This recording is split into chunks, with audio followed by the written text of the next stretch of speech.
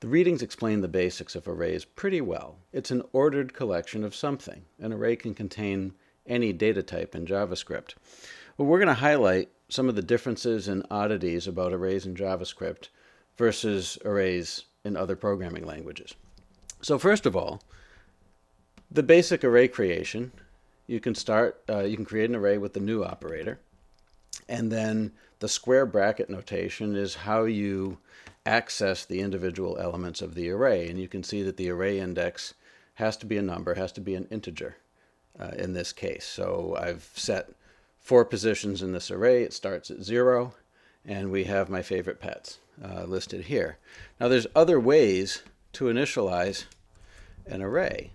That square bracket notation is used in JavaScript to denote that we're dealing with arrays, and in fact I can initialize an empty array just by having 2 square brackets, one right after the other, and that's essentially the same as calling the construction function. Now there's differences, there's reasons why you may or may not use a constructor function, and we'll look at that in a minute. You can also use literal notation to populate the array. So here we have, literally, I'm just putting the items inside the square brackets when I create the array, and I would be able to access these using this square bracket notation with the index, just as before. And of course, you can also use the array constructor to populate the array. So here I've got 4 elements going into my array, 0 through 3. Using the constructor. Now, the constructor might seem like a perfectly good thing to do, but there's reasons to avoid using it, and here's why. So let's look at my array. In this case, I'm creating an array of numbers, and if I save and execute this code over here, we can see that as we expect, my favorite player's 0 is 12, which is the first element of the array. Now, the quirk is the array constructor, if you only pass it one number, that number is the size of the array. So in this case, I'm actually creating an empty array with 34 elements, or 34 empty elements is what I should say. So if I now try to access the 0th element of that array, it's actually undefined. I didn't create an array with one element of 34. I created 34 empty elements. And you can see that that doesn't work. So because of this quirk and how the array constructor works, it's really more common to see this sort of square bracket notation if you're going to literally populate an array at the time that you create it. Now, the array object is a JavaScript object, and in the next video we're going to look at some of the methods that are available on that object. But for now, one of the important properties is the length property. And the length property does almost what you would expect it would. So I've created an array here that's got 3 elements, and then I'm getting back the array length, and it turns out to be 3, which is what you would expect. Now the problem is the length element is a little bit of a lie. It's not really the length, it's the max index minus 1. Now you might ask, what's the difference? Well, here's the difference. You can create an array with empty spaces in it. You don't actually have to pre-allocate the size of the array. The size is dynamic. So in this case, you can see that I've just, on my 3-element array, I've just added a new element at position 47. And strangely enough, when I run that code, it tells me my array length is now 48. So it's essentially created all the empty spaces between, or it's reserving all the empty spaces between 0 and 47, even though I've only got things populated into 4 of them. So array length can be a little bit misleading. Now we mentioned that the index of an array has to be numeric, and that's true. JavaScript does not have the concept of an associative array. In many languages, an associative array is one in which you can actually have a string as the index and have a value associated with it. If you do that in JavaScript, let's see what happens. I have an empty array that I've initialized here.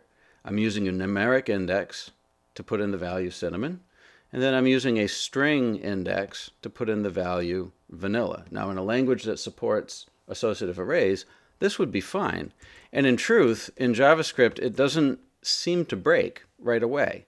I have my 0th element here, cinnamon, and on this side I can see the key, ice cream, and the value vanilla. So it looks like the property exists. So why isn't this the same as an associative array? And the reason is that the array object in JavaScript, while it can support other properties, just like any object in JavaScript can have properties, and we'll get to that in a future lesson. But while you can add the property ice cream to the array object, it doesn't actually respond to the kinds of things, array operations that are built into the array object. So if we go and we print out the array is, and we print out the array, JavaScript converts the array to a string and outputs it to the console, and you can see that what we have here is only the one value cinnamon, which is properly assigned a numeric index. This thing ice cream is in there, but the normal array operations really won't apply to it. And we're seeing here that the array length is being returned as 1, because as far as the array object is concerned, the only legitimate value it has is cinnamon, which is in a numeric place. So associative arrays really don't work in JavaScript. We will see the way to do name-value pairs when we get to objects in a week or two. So the other thing that's interesting about arrays is that they can contain any data type. So here we have a mixed array. I've got a number, a string, a Boolean, and even another array. So if I want to look at the output from this code, we can come over here and we can see that it's showing me correctly that my mixed array in position 1 is a string. And if I wanted to get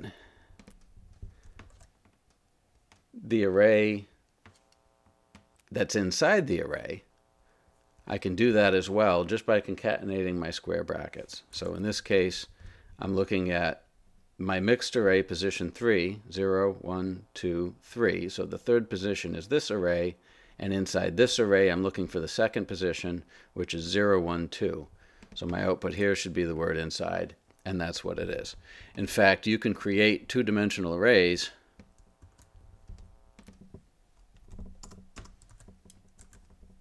like, for example, this one, when I've got a 4-element array, and each of those elements is an array, and you can see here I can retrieve that item using the square bracket notation. So this is the array, 2D array position 1, and then the second position in that, which is the number 2, right here.